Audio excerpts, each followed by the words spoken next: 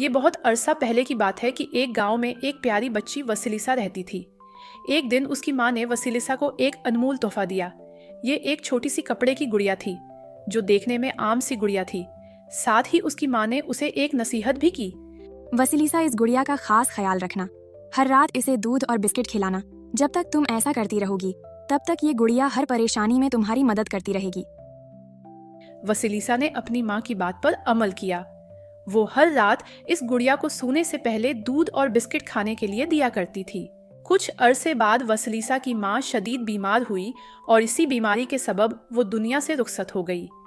माँ की वफात के बाद वसिलिसा के वालिद को उसकी परवरिश की फिक्र लाहक होने लगी। चुनांचा उसने दोबारा शादी करने का फैसला किया। बाप की दूसरी बीवी की पहले से ही अपनी भी 2 बेटियां थीं। हकीकत यह है कि वो वसिलिसा से सख्त हसद करती थीं और उससे दिल से नफरत करती थीं। जब तक वसिलिसा का वालिद घर में मौजूद रहता था, सूतीली माँ और बहनें जाहिर करती थीं कि वो वसिलिसा को पसंद करती हैं। लेकिन जैसे ही उसका बाप घर से बाहर जाता था, वो उसके जिम्मे घर के तमाम काम लगा देती थीं। वक्त गुजरता रहा और इसी तरह 16 बरस गुजर गए। अब वसिलिसा एक जवान खूबसूरत लड़की थी। बेटा, मुझे 1 महीने के लिए काम के सिलसिले में जाना होगा। अपना ख्याल रखना। वसिलिसा के बाप को गए हुए अभी पहली रात ही हुई थी कि सूतीली माँ ने अपनी बेटियों को इकट्ठा किया और वसिलिसा से जान छुड़वाने का एक मंसूबा तैयार किया। वसिलिसा, जंगल में बाबा यागा की झोंपड़ी में जाओ और रोशनी के लिए कुछ चिराग लेकर आओ। उस रात भी वसिलिसा ने जाने से पहले अपनी गुड़िया को खाने के लिए दूध और बिस्किट दिए। फिर कुछ देर के लिए उसके पास बैठ गई और बोली, ए छोटी गुड़िया, मेरी माँ ने मुझे बताया था, अगर मैं तुम्हें खाना खिलाऊं और तुम्हारी देखभाल करूं, तो तुम मेरे मुश्किल वक्त में मेरी मदद करोगी। मैंने तुम्हें खाना खिलाया और तुम्हारी देखभाल भी की है। अब मैं शदीद मुश्किल में हूँ। मुझे बाबा यागा के पास जाना है और सब जानते हैं कि वो एक निहायत बदकिरदार जादूगरनी है। मुझे बताओ कि मुझे क्या करना चाहिए। जितनी तुम खूबसूरत हो, उतनी ही जरूरतमंद बनो। बाबा यागा की झोंपड़ी में जाओ और तुम्हें कोई नुकसान नहीं होगा। रात बहुत गहरी थी, हर तरफ सन्नाटा था। वसिलिसा डरती डरती जंगल से गुजर रही थी। रात की तारीकी में जंगली जानवरों की आवाजें उसे और खौफजदा कर रही थीं।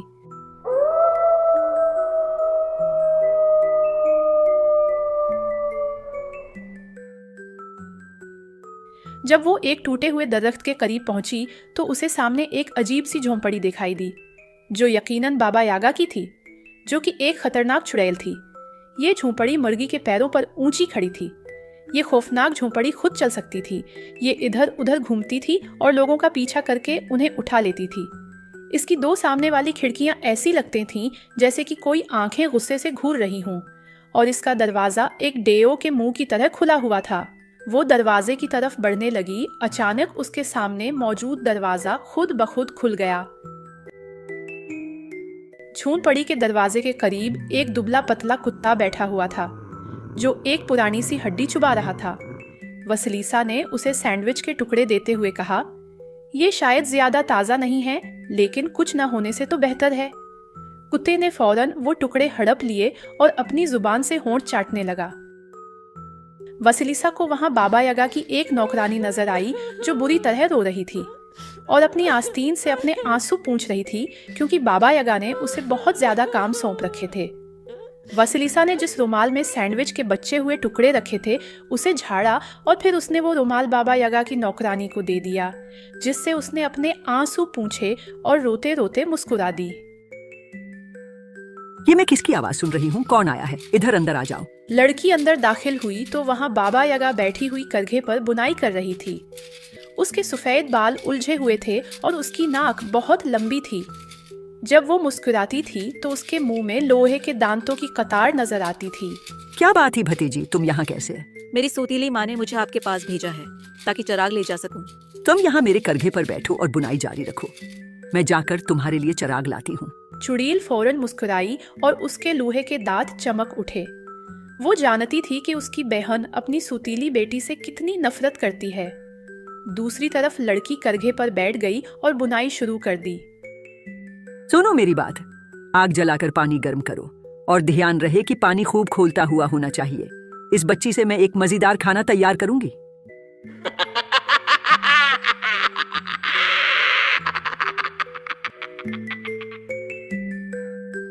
क्या तुम अब भी बुन रही हो मेरी प्यारी भांजी?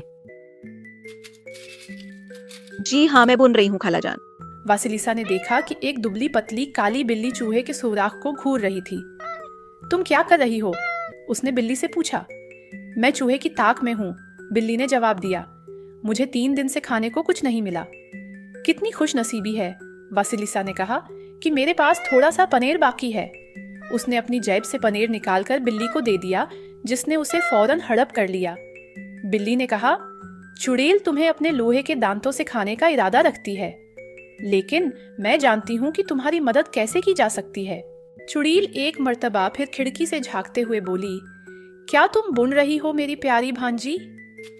जी हाँ खाला जान, मैं बुन रही हूँ, वासिलिसा ने जवाब दिया और काम में लगी रही। जब चुड़ैल चली गई तो पतली काली बिल्ली ने वासिलिसा से सरगोशी की। क्या तुम उस स्टूल पर तौलिया और कंघी देख रही हो? तुम्हें दोनों को फौरन उठाना होगा, बिल्ली ने कहा। जब तक चुड़ैल बावर्ची खाने में है और तुम्हें उबालने के लिए पानी गर्म करवा रही है, तुम फौरन यहाँ से भाग जाओ। वो तुम्हारा पीछा करेगी और जब वो ऐसा करे तो तुम तौलिया अपने पीछे फेंक देना। ये एक बड़ी चौड़ी नदी में बदल जाएगा और उसे उसको पार करने में कुछ वक्त लगेगा। जब वो नदी पार कर ले तो तुम कंघी अपने पीछे फेंक देना। कंघी एक इतना घना जंगल बन जाएगी कि वो कभी इसको पार नहीं कर सकेगी। लेकिन अगर मैं चली गई तो वो करघा रुकने की आवाज सुन लेगी और उसे मालूम हो जाएगा कि मैं जा चुकी हूँ। फिक्र मत करो, ये मामला मैं संभाल लूंगी। काली बिल्ली ने यह कहते हुए करघे पर वासिलिसा की जगह ले ली। वासिलिसा ने देखा कि बाबा यगा अभी भी बावर्ची खाने में थी। फिर उसने जल्दी से तौलिया और कंघी उठाई और तेजी से बाहर की तरफ भागी। बड़ा कुत्ता जैसे ही उस पर हमला करने के लिए उठा तो वो पहचान गया कि ये वही लड़की है जिसने उसे सैंडविच दिया था। कुत्ते ने कहा, खुश रहो बच्ची। कंघी और तौलिया लिए वासिलिसा वहां से भाग निकली। क्या तुम अब भी बुन रही हो मेरी प्यारी भांजी? मैं बुन रही हूँ खाला, पतली काली बिल्ली ने कहा। ये तो मेरे खाने की आवाज नहीं, बाबा यगा ने कहा और अंदर कूद पड़ी। वहां करघे पर कोई लड़की नहीं थी, बल्कि सिर्फ पतली काली बिल्ली थी जो धागों को उलझा रही थी। बाबा यगा गुस्से से आग बबूला हो गई। उसने बिल्ली को पकड़कर जोर से झंझोड़ा। तुमने उस लड़की की आंखें क्यों ना नोचे? बिल्ली ने जवाब दिया, इन तमाम सालों में जो मैंने आपकी खिदमत की, आपने मुझे सिर्फ पानी दिया और मुझे अपना शिकार खुद तलाश करने के लिए मजबूर किया, लेकिन लड़की ने मुझे अपने हिस्से का असल पनीर दिया। चुड़ैल ने नौकरानी की कूलर को पकड़ते हुए कराहते हुए कहा, तुमने भी पानी गर्म करने में जानबूझकर देर लगाई है ना? इन तमाम सालों में जो मैंने आपकी खिदमत की, आपने मुझे कभी एक कपड़ा तक नहीं दिया, मगर लड़की ने मुझे एक खूबसूरत रुमाल दिया। जब वो घर से बाहर भाग रही थी तो तुमने उसके टुकड़े टुकड़े क्यों नहीं किए? इन तमाम सालों में जो मैंने आपकी खिदमत की, आपने मुझे कभी कुछ नहीं दिया सिवाय एक पुरानी हड्डी के, मगर लड़की ने मुझे अपना सैंडविच दिया।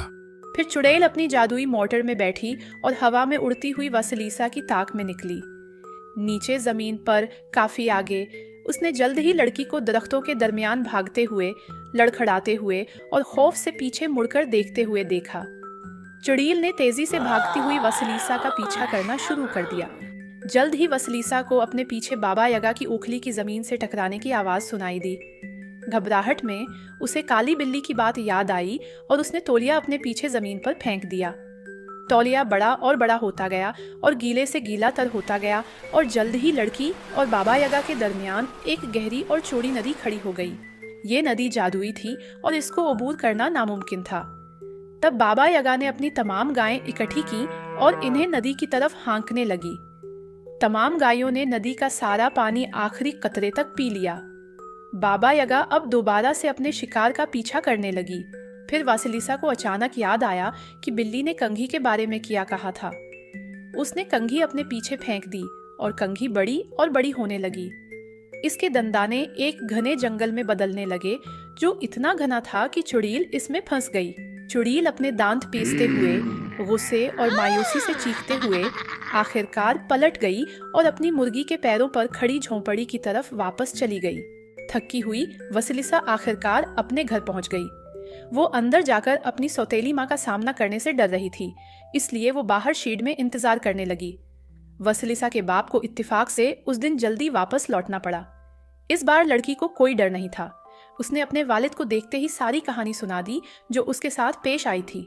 जब बूढ़े आदमी को पता चला कि उसकी बीवी ने उसकी अपनी ही बेटी को बाबा यागा के हाथों खाने के लिए भेजा था, तो वो इतना गुस्से में आ गया कि उसने उस औरत और उसकी बेटियों को झोंपड़ी से निकाल बाहर किया और दोबारा कभी वापस न आने दिया। इस दिन के बाद से बाप ने अपनी बेटी का खूब ख्याल रखा और कभी किसी अजनबी को उन दोनों के दरमियान में आने न दिया।